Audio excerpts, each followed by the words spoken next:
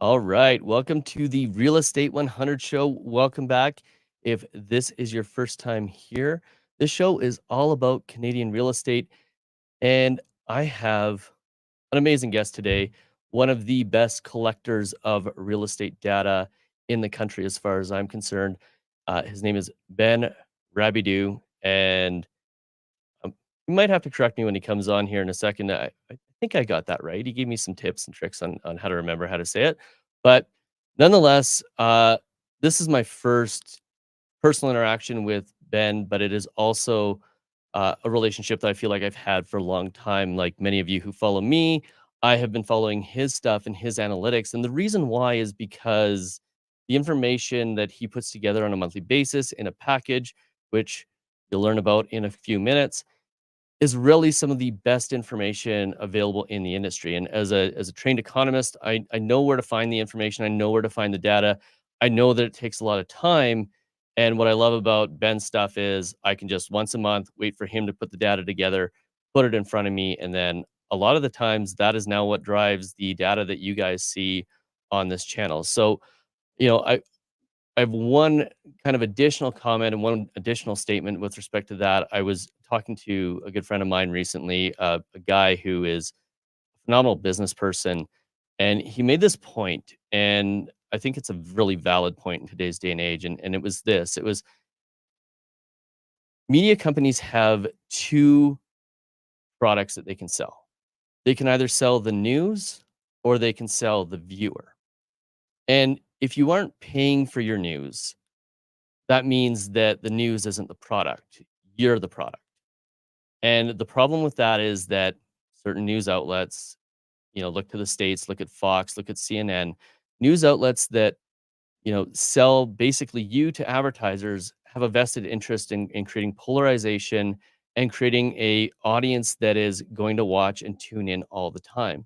And I think that's really, really important to understand because depending on where you're getting a lot of your news, that changes your worldview and it turns into a cycle, an echo chamber that can end up creating different views of what's actually going on in the market. So I'm going to introduce Ben here in a second.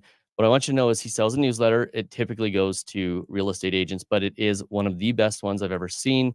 It's pure data with a little bit of interpretation here and there, but this is probably one of the best sources for broad Canadian real estate information in the industry. So I want you to check this out. And without further ado, I am going to invite Ben Rabidoux.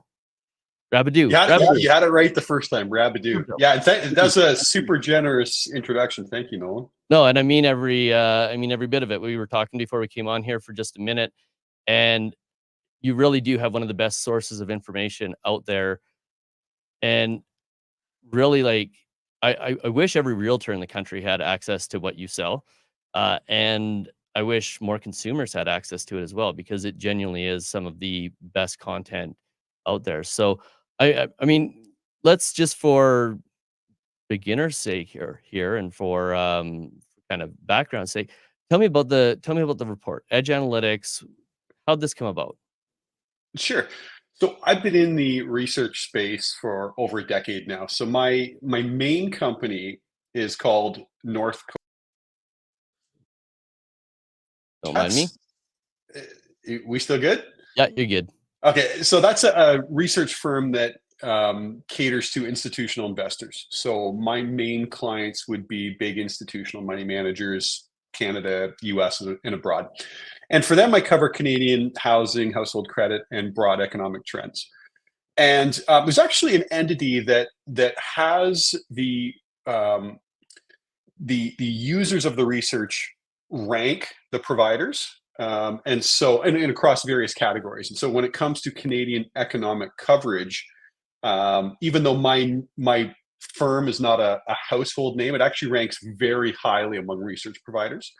And so, small firm, but pretty well respected in the institutional research space. So been doing that for a decade. And then as an offshoot of that, I started Edge Analytics with the intention of building out a network that I could tap for kind of real-time intel. So somewhat selfishly trying to give my research away to real estate professionals, but in the process build out a network. Because I have a view that folks who are on the front lines, be it real estate professionals like realtors or mortgage brokers, developers, they actually have an insight into what's happening that's typically 6 weeks to 2 months ahead of Stats Canada, CMHC. By the time you're reading something like a headline in Bloomberg, let's say, that's talking about some real estate related trend, it's sort of already been news in real estate circles for the better part of 2 months. And so as a research practitioner like myself, that's very interesting to me. And so trying to build out that network was the thinking behind Edge Analytics. And then as these things tend to do, it's kind of ended up taking its own very different path than I'd envisioned. And here we are today. Amazing. Yeah. And it's interesting you say that because very recently there was some Bank of Canada activity in the mortgage bond market that was picked up by mortgage people almost a month, probably 3 weeks before it ever got reported in the news. And you're right. There is definitely a lag there for information that comes out.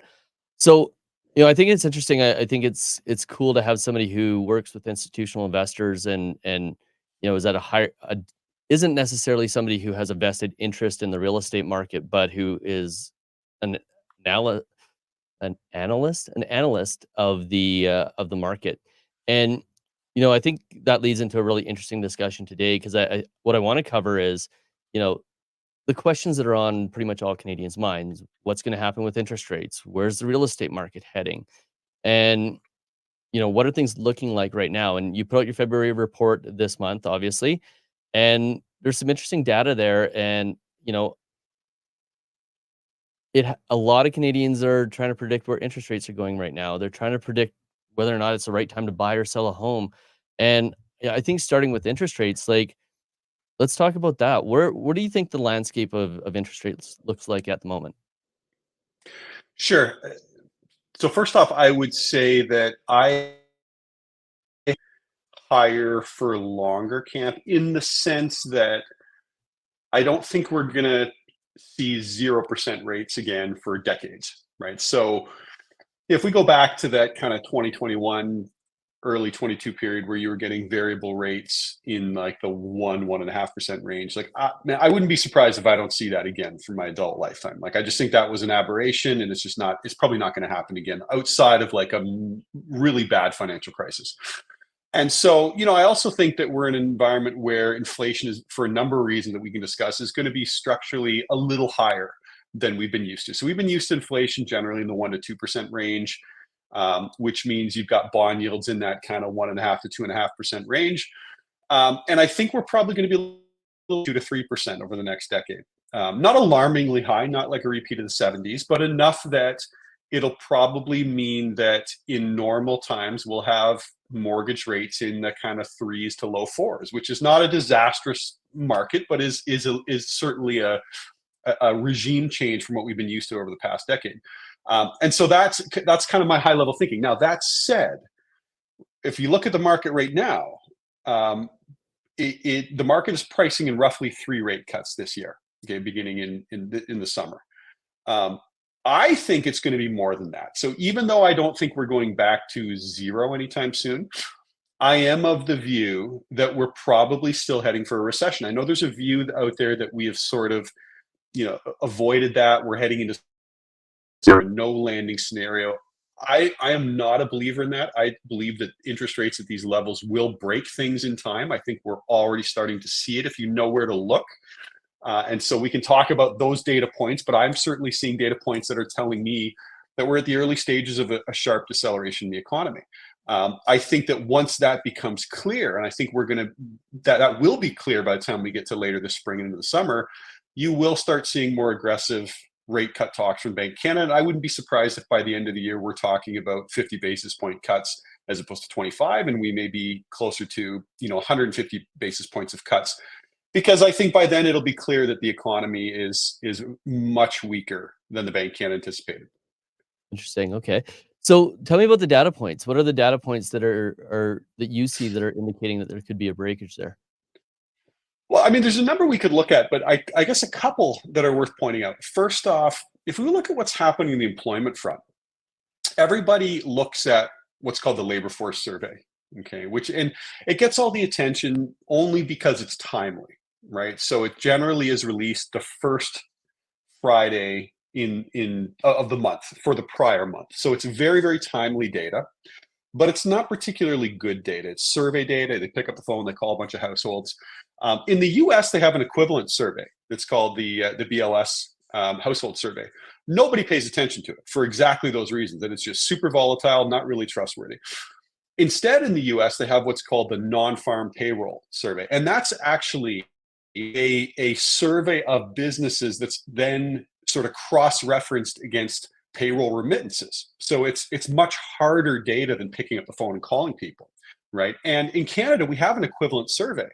The problem is that it lags by about 6 weeks. So you get a situation where the very timely data is not good data. And by the time that you get the good data, it's like everyone's forgotten about that monthly, right? And so the reason I mention this is if you look at what's happened in the last few months with the payroll survey in Canada, we're seeing very clear signs that the economy is starting to weaken. We've had 3 straight months of declining payroll employment. Now it was noisy because you had a strike in Quebec with some education workers, so you have to strip out the strike action to see what, right? And when you do that, you see 3 straight months of declining employment, and 5 of the past 6 months we've seen declining employment once we strip out public administration.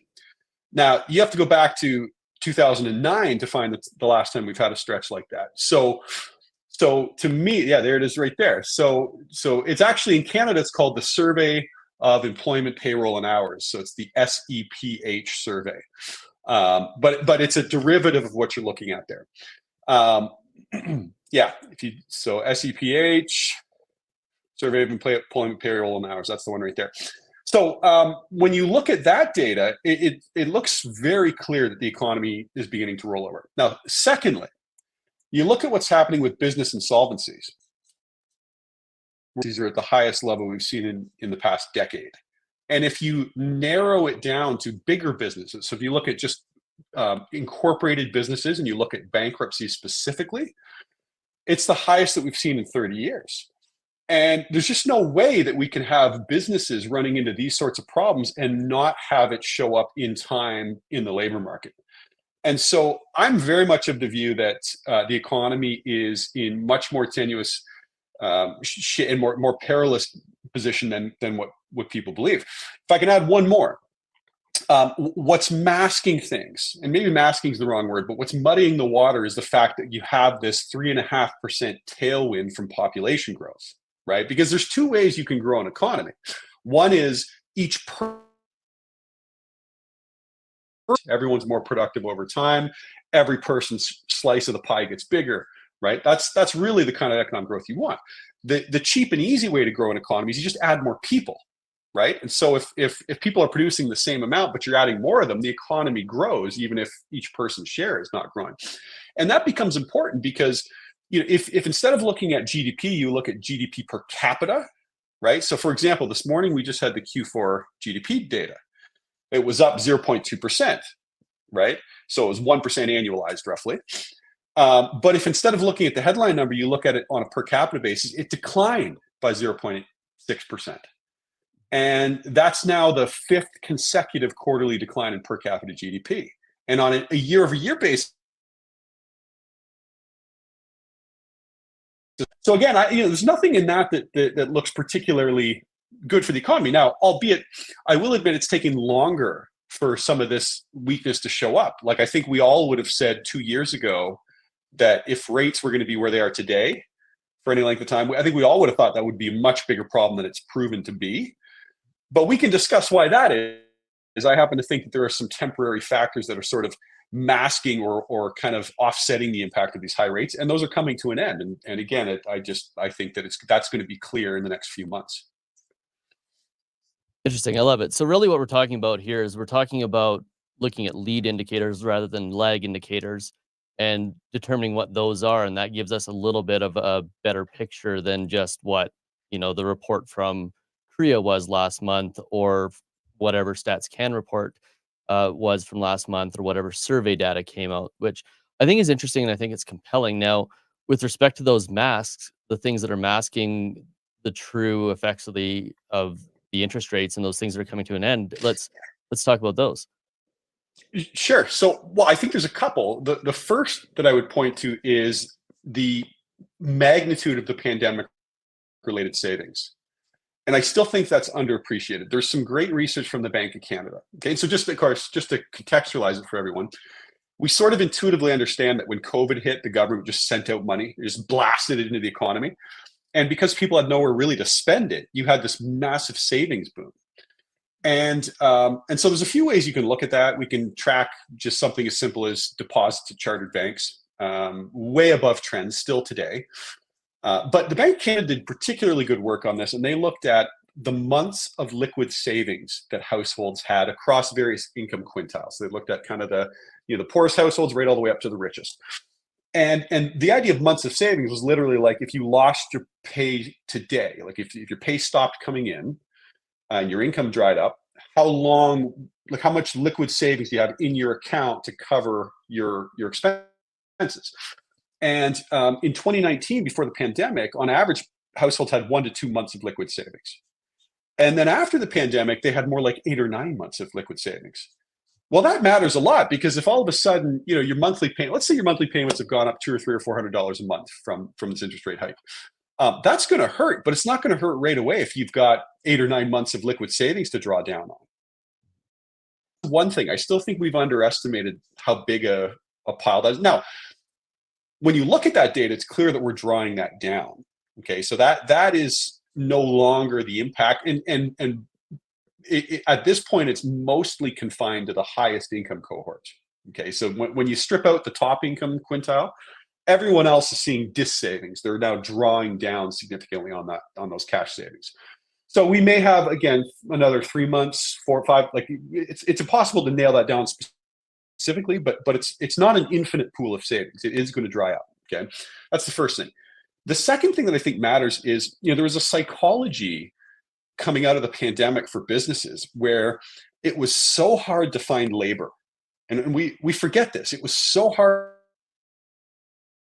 Very hesitant to cut staff and to cut overtime if they don't absolutely have to, for fear that they won't be able to find those workers again.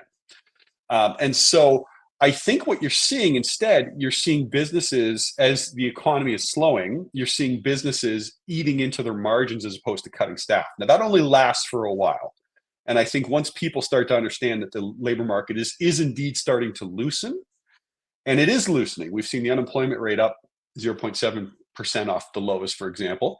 We've seen job vacancies fall by 40% from the peak. So the labor market is very clearly loosening.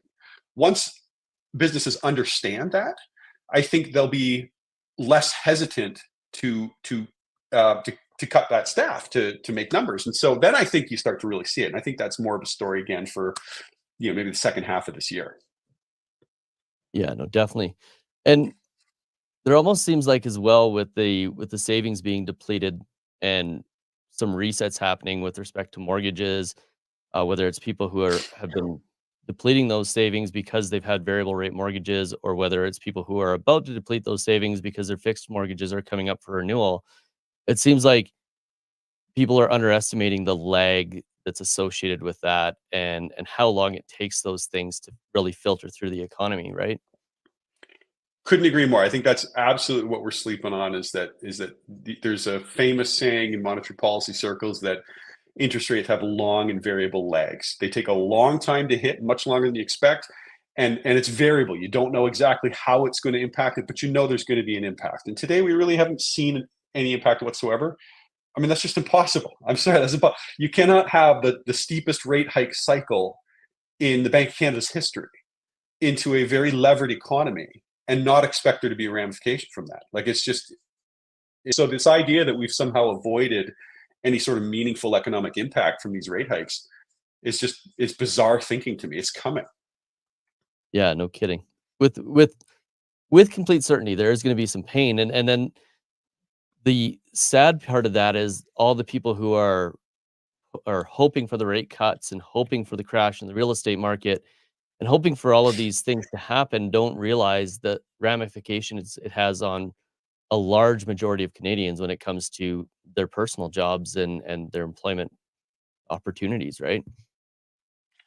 Yeah, no question. I don't think anyone should be rooting for a recession. If you're rooting for a recession, you're just kind of on the wrong side of humanity. But that said, look, I want to be really clear. You almost at this point have to make a distinction between what's happening in the broader economy and what's necessarily happening in the housing market.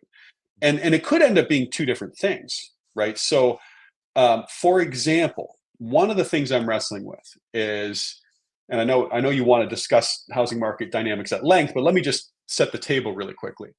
We are now into a rate hiking cycle. Really, it's been a year since they've been painfully high, but let's call it a year, anyways.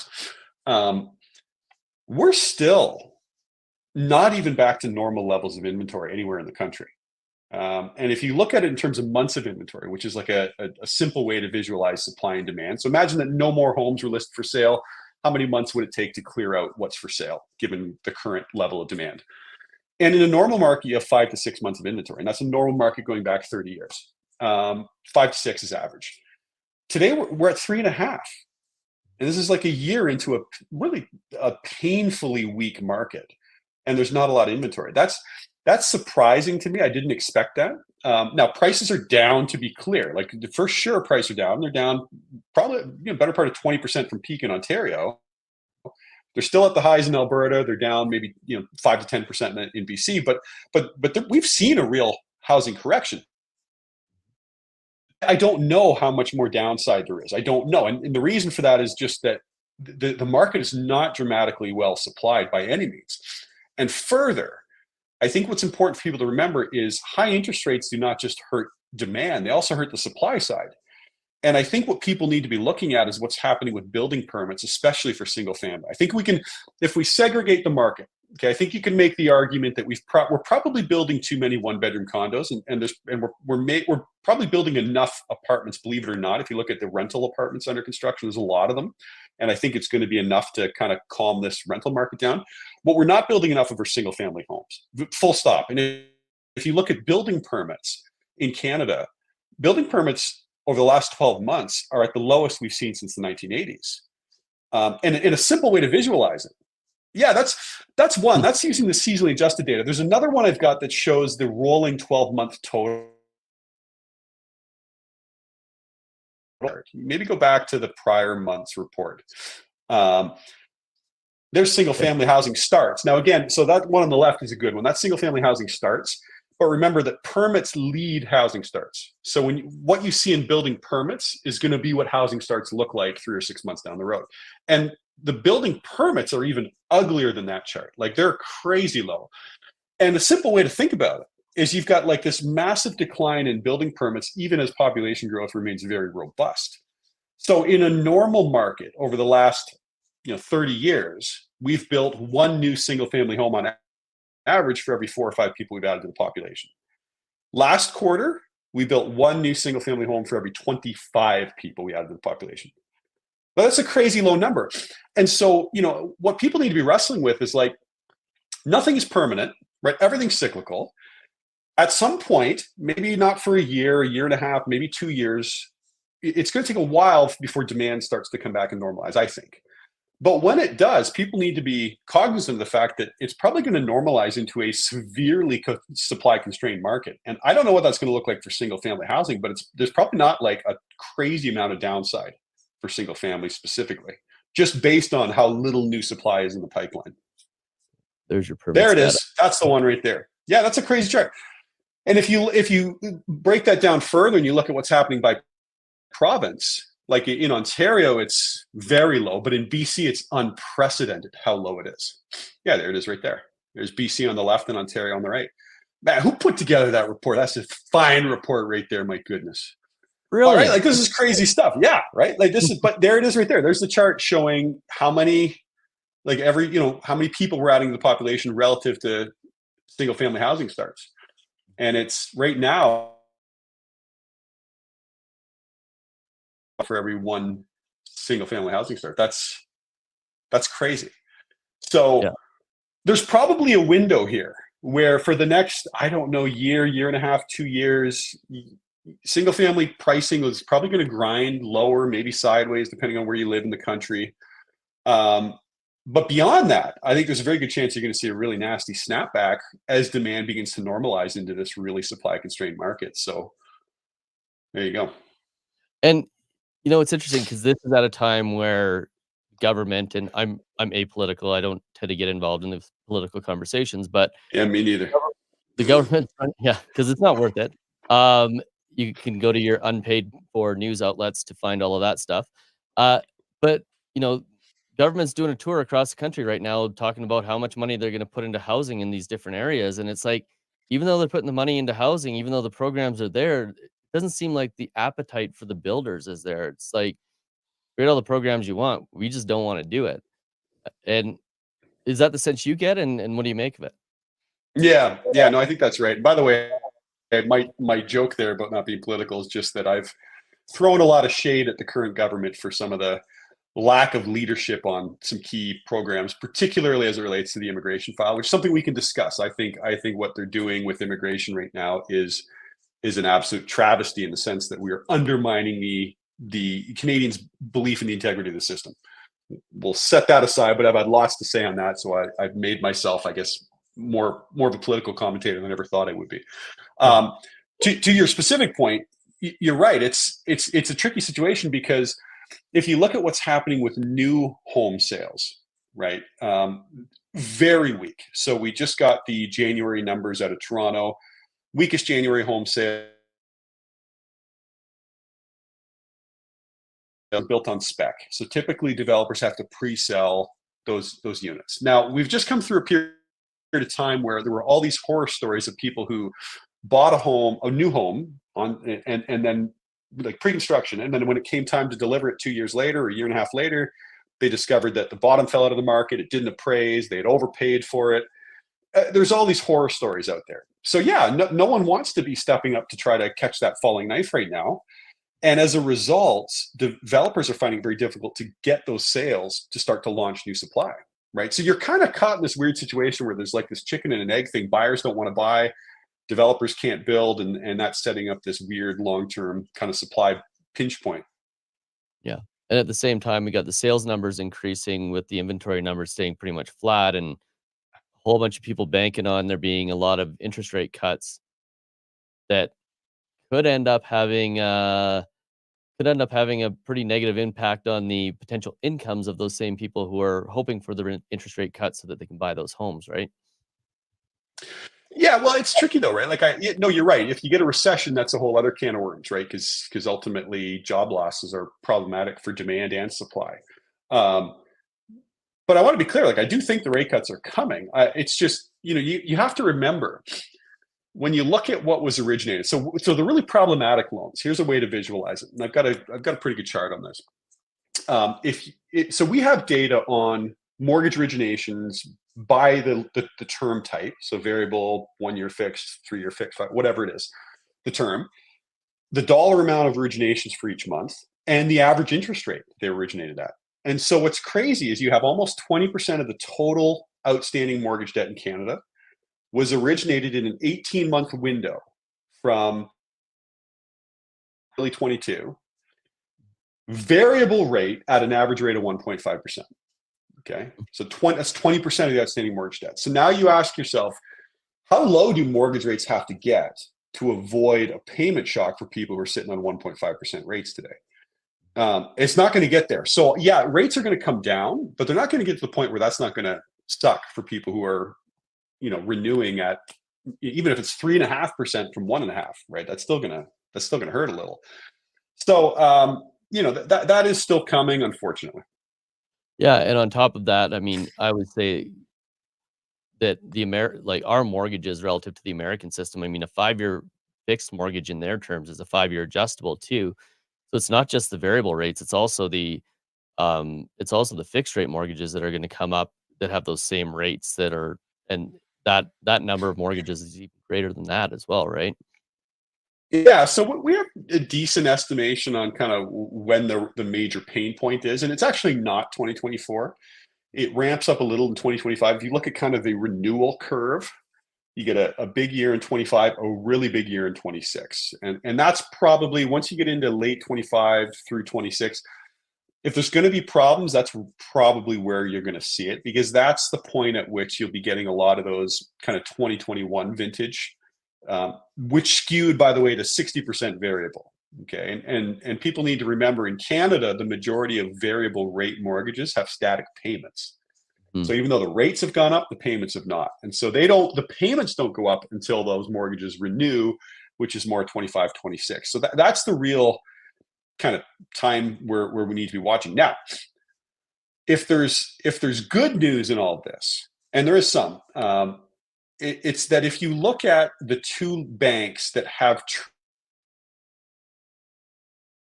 it's BNS and National. Okay, so just to be clear to the listeners, you've got two banks in Canada where if you have a variable rate mortgage, every time the Bank of Canada raised rates, the payments went up in line. Okay, every other bank, as the rates went up, the payments stayed the same. So intuitively, you would think, okay, well, if there's going to be problems, you've got borrowers at National and BNS who today have seen their payments go up 60, 70, 80, 90%.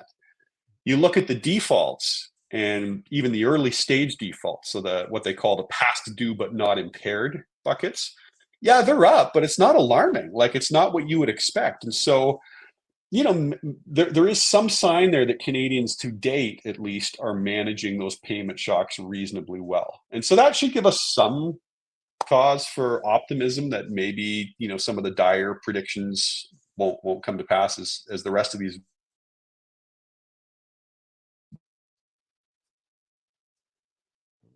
Lose you there for a sec. Yeah, I'm still here. Cool.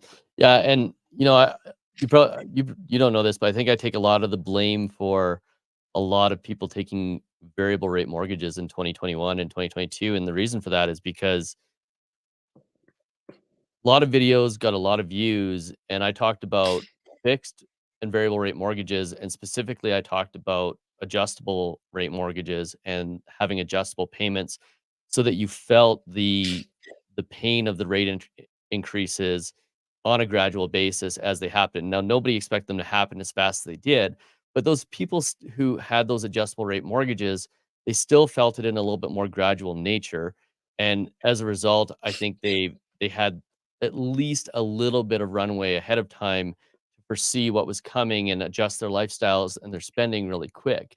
My concern is those people that have the variable rate mortgages and the fixed rate mortgages in 2025 and 2026 who are out there spending today right now like nothing has changed because nothing has changed. And as a result, unlike the people who have the adjustable payments, who have basically been spending their excess savings on making those payments and paying the interest costs, the people who have the fixed payments, whether it's fixed or variable rate mortgages, are going to get to those renewals and have completely drained the amount of money that they had saved and available to compensate for them. And that's my real fear from like a looking at my client perspective. And people blame me all the time in the comments section for, oh, I screwed them because they took a variable rate. And it's like, well, you didn't get it through me. If you got a variable with a fixed payment, you got it through your bank, which means you didn't get kind of you didn't get third party advice. And you really should be talking to them about your risk tolerance, not talking to a guy on YouTube who made a 12-minute video and you just said, oh, that's the word. And I'm going to go and get this variable rate mortgage that I don't understand. But I do think there's like this greater concern on that renewal curve where those people have spent the last couple of years draining those savings and it gets worse as a result. That's an interesting point. I actually hadn't thought of that. That makes a lot of sense. In one sense, the people who have the floating payment mortgages had their payments go up kind of stair step as the Bank of Canada moved, versus the people who are going to get that renewal. It's one day their payment is X and the next day it's X plus 60%. And that's a very different psychological hit. That's actually an interesting take. I hadn't thought of that. I think there's a lot of merit to that. The other thing I would say is, don't beat yourself up too much. Like, I think that if you go back in time and you look at how people were incentivized to act, if you were trying to qualify for a mortgage, the regulators did you no service, right? They made it far more difficult to qualify for a fixed rate mortgage than for a variable due to the stress test. And so, people were acting the way that they were incentivized to act in that case. And, 1.5% mortgages on a variable, like, why would you lock in at 100 25 base points above that, or whatever it was at the time. Like that really, it was hard to get yourself into that headspace at the time. So kudos to the people who had the foresight. But you were not incentivized to act that way. You're incentivized to act the opposite way because you would qualify for more mortgage based on the way that the stress test was set up. So, Yeah. And then regulators got to eat some of that too. yeah, totally. And on top of that, you've got this period prior to those rates coming down where payout penalties became a really important topic in the whole conversation, because if you had a 5-year fixed mortgage, at pretty much any point in time when the rates were coming down, you were exposed to massive penalties if you didn't renew your mortgage. So, when rates got really low and you're looking at the incentivizations to take a variable, and then on top of that, you're looking at the payout penalty risk associated with a fixed mortgage that had been so prevalent in the 5 years before, it was like those variable rate mortgages were almost made a no-brainer, not because they should have been a no-brainer, but because of the little things that the government did to kind of impose on the free market more safety, and in the long run, it ended up creating even greater problems. And I think I mean, we go down a whole economic wormhole on government intervention in free markets and how that is very rarely a positive thing. But Or maybe even if the mortgage market is a free market, which I would push back on, but yeah, well, I 100% agree with you, right? Like, I mean, let's yeah, call a spade a spade. There might be 50 to 100 lenders in Canada that deal in A mortgages, but all the money's coming from 6 places, right? yeah, So, no, you're yeah. absolutely right on that. So, here's, actually, I gotta pull this chart up. I was gonna go a different direction, but I gotta do this first. This one is the one that, I think just makes me crazy right now, uh, is this guy. Origination share by mortgage type. So right now we've got, I haven't checked the rates recently, at least not in the last couple weeks, but right now let's call a variable rate mortgage is priced around 6 or 7%, and a fixed rate mortgage is down around 5%. So you 1.5 to 2% difference in the rates between a fixed and a variable. What makes me like crazy is the amount of people here that are taking variable rate mortgages expecting fixed rate or variable rates to come down.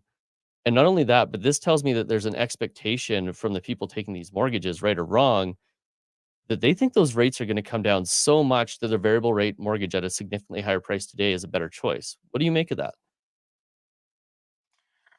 Well, it's certainly a gamble. So, I mean, look, in the past, I've said, depending on the discount you're getting off of prime on a variable, and you'd be more plugged in on this than I am.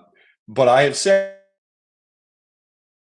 and you're looking like for like. So let's say a 5-year fixed versus a 5-year variable, just to make the math simpler. Yes, you might be starting in a position where you're 150 basis points above a 5-year fixed. Do I think 5 years from now you'll be well under that? I think so. I think so. So you got to remember, like, yeah, you're starting from a position where the variable rates are higher, and so you've got to get back to that point just to break even, and then and then beyond that to actually make any savings. It's tricky out there right now, man. Like it's like a turd sandwich. If you're trying to pick a mortgage term, it's like just pick the one that sucks the least. Like there's no good option. So I could see a scenario where variable could make sense if, in fact, we see the sort of rate cuts that I wouldn't be surprised we get later this year. That said, if you're dealing with clients that are less, let's say, then I would say more the kind of 1 to 2 year fixed rate term looks a lot better to me, because it still gives you that you're not locked in as long, because I do think we're in a declining rate environment, or will be fairly soon. But you also don't have those massive prepayment penalties that you'd have on a 5-year term. It's tough. Look, I don't put myself out there. I'm going to be really careful not to give mortgage advice. I'm not a mortgage professional. I don't have the term sheets in front of me every day like you guys do. So I would defer to mortgage professionals on this. But it's not that I think it's a crazy idea right now. I think you could make a reasonable argument for variable being somewhat attractive right now. But I can tell you disagree with that view. No, it's not that I disagree with that view at all. I think that in times where you have monetary policy essentially creating rates that are outside of what the market is actually suggesting they should be. I think what ends up happening is, like you said, the 1 and the 2-year mortgages become very much a variable rate strategy, and I don't think the variable rate strategy is one that should be disregarded, but in times like this, I really do think what you're suggesting, which is the short-term mortgages, is actually the play if you're a variable rate style borrower for sure. But I definitely don't think that, I'd rather take a 1 year at a significantly lower price than a than a variable rate at a higher price, hoping that the rates come down. That's for sure. But how much of a spread is there between the 1 year and the variable right now? There's not much. Oh, Would there be 50 basis points between them? no, there isn't very much at all. Well, you go to the 5 year. I know it's backward sloping, right? So you're more expensive for the short term financing, which is highly unusual. Yeah, exactly. And that's just because of the inverted yield curve, right? So Correct. let's see here.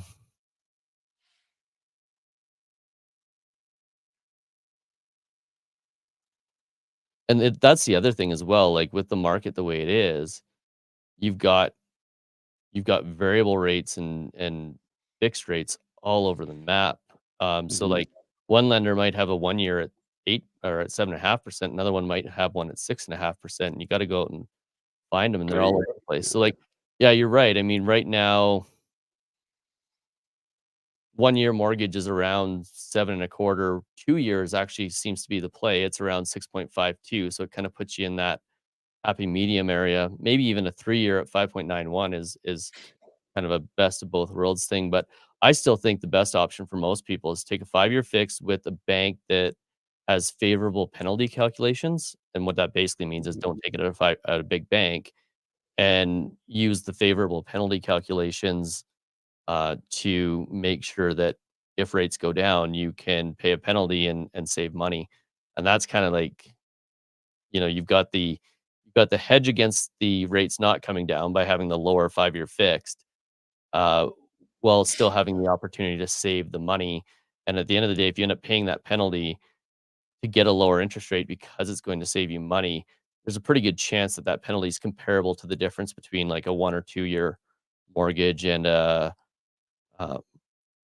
and the higher interest rate that you would pay on those. So that's my thinking on it. But I mean, really, it comes down to the same thing that it came down to in 2020 and 2021 is like, what's your risk tolerance? Are you a variable guy or a fixed guy? Let's not forget the play between the interest rates. Let's first determine if that's a bet that you want to make, right? Yeah. Yeah. No, I think that makes sense. There's no slam dunks. There's no layups right now. There's nothing that you look at and you go, well, that makes a ton of sense over this, right? It's all, it's like I said, it's a turd sandwich. Just like, how do you want to bite it? Like it just sucks no matter what, you know? Yeah, exactly. So then, if we kind of round this out, and you're right, it is a turd sandwich, the whole thing, including buying decisions. We've got sales activity increasing.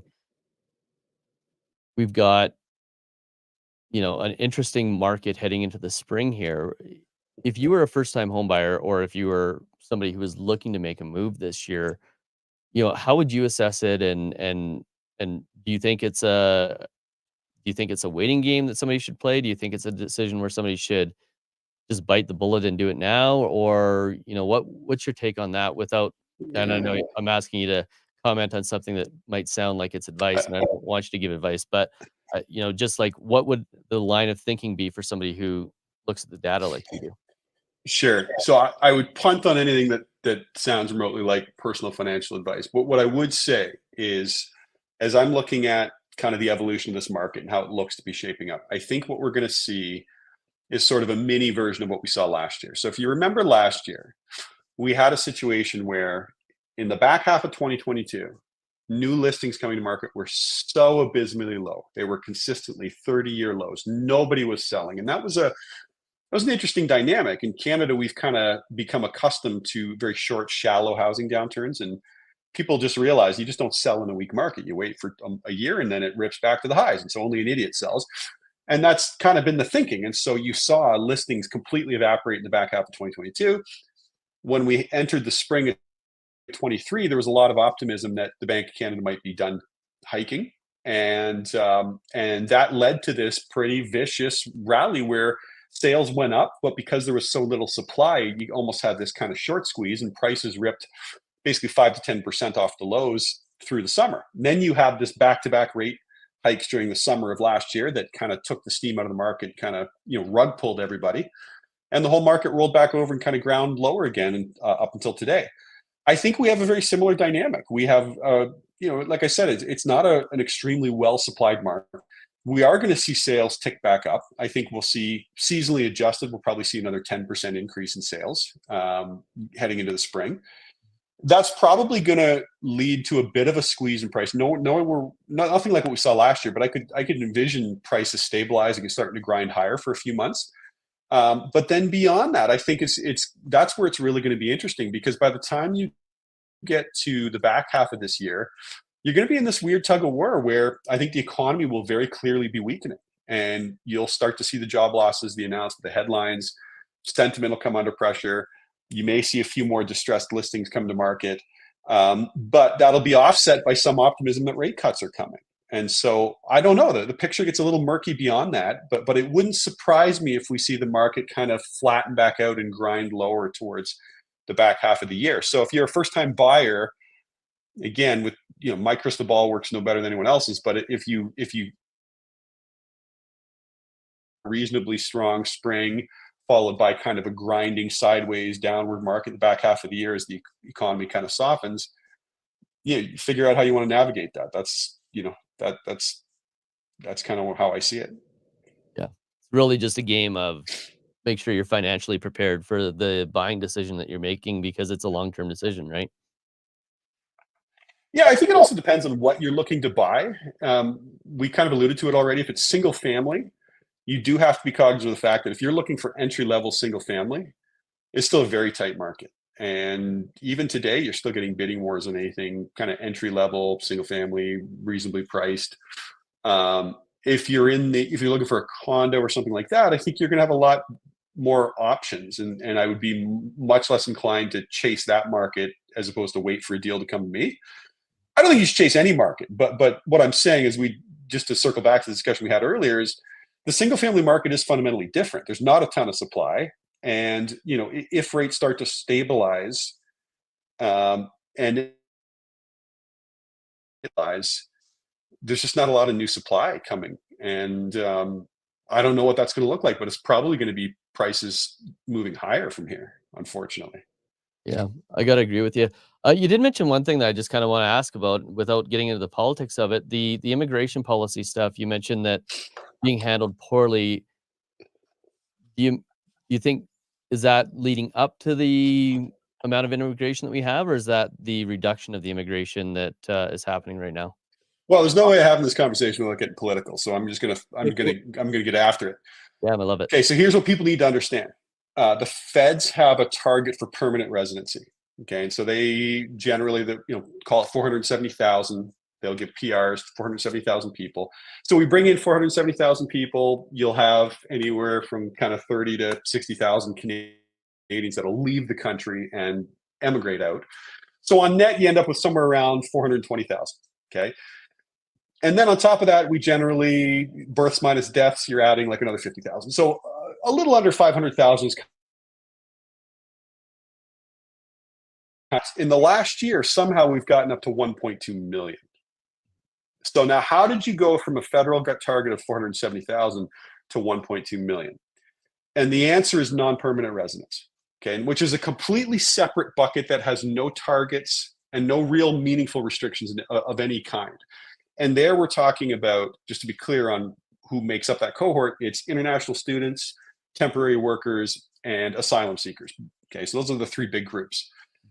Now, I would say that the government has completely dropped the ball on this. So we have allowed, for example, colleges to enormously ramp up their international student enrollment, blow out local rental markets without any real thought given to, the low-income Canadians that they're going to be affected by this. And then secondarily, we have corporations that are just leaning heavily on very cheap temporary workers. And I'm not talking about the agricultural sector. Okay, that's been there for decades. Okay, that's an integral part of the Canadian kind of labor ecosystem. So that's been there forever. No franchise need to bring in a bunch of people to serve coffee at cheap wages? Like, maybe the answer is there actually is labor there, you're just not paying enough, right? And so we've gone to a situation where, we've effectively become a corporate subsidy, right? Through bottom line, you can't bring 800,000 temporary workers and international students into the country in 1 year. All of them are renters. You can't bring that many people and not expect there to be chaos in the rental market. And you have to remember that for the average Canadian, they don't make that distinction between permanent residency over here and temporary worker, non-permanent resident here. To them, it's just all immigration, and there's too much of it. And they're not wrong. There is too much of it. It's straining all the social services in the country. And so the danger in all of this is that because the government has not been thoughtful and has not put restrictions sufficiently around, post-secondary institutions bringing in international students and corporations bringing in temporary workers, because they haven't done that, they're risking Canadian.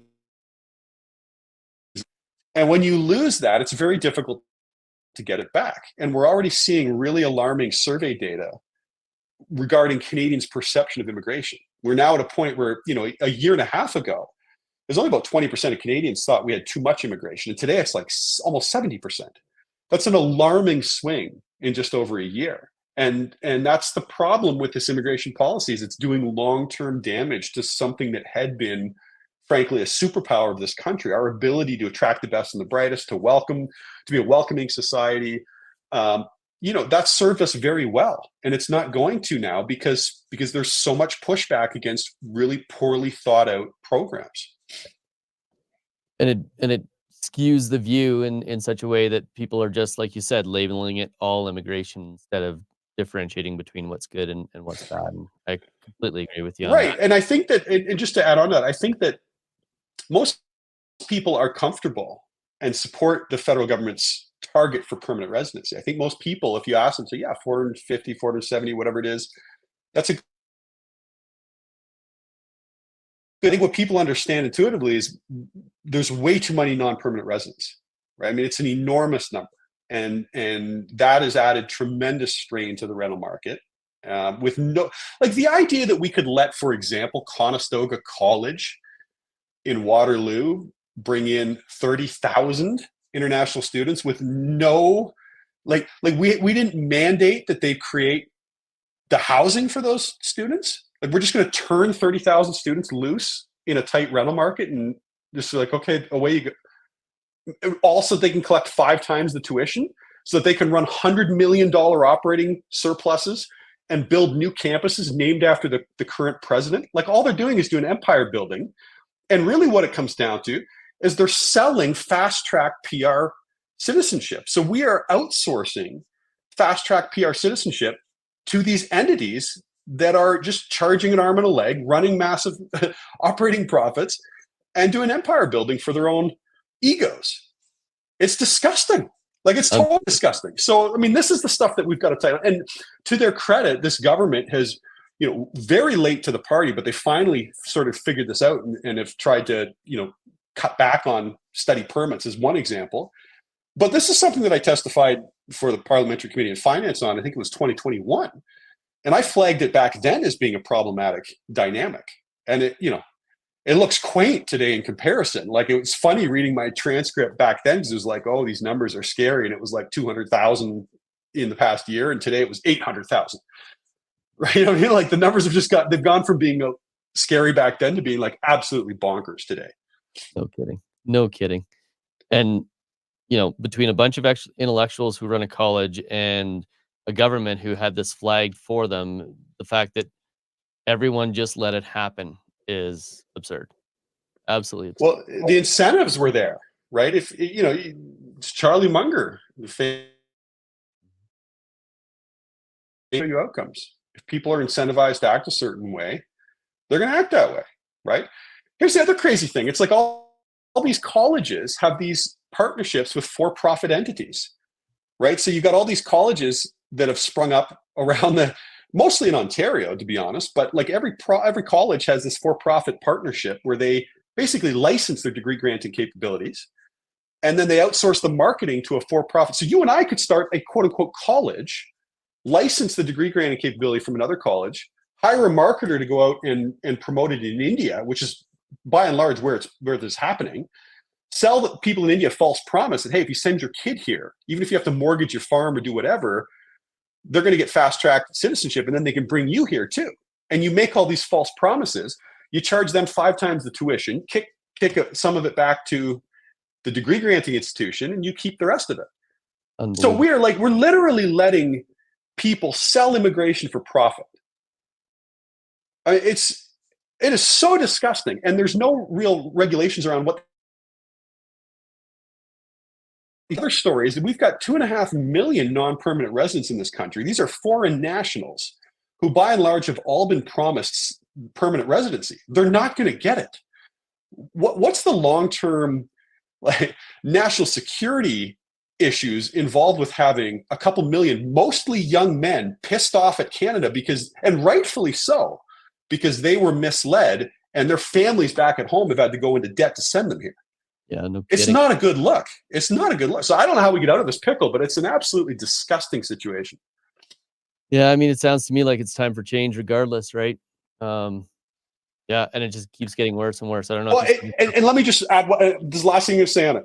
Yeah. This is not a political statement, because both the province is sort of the tip of the spear. If they rubber stamp the permit, the feds will also rubber stamp it.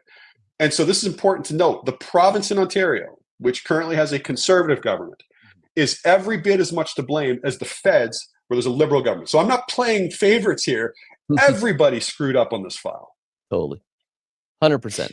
And, I'd say the same thing for Alberta, that, I think the broader problem is the polarization, and that's both true south of the border and here. It's just getting so far in the extremes that people have stopped paying attention to what's really important. Yeah, absolutely.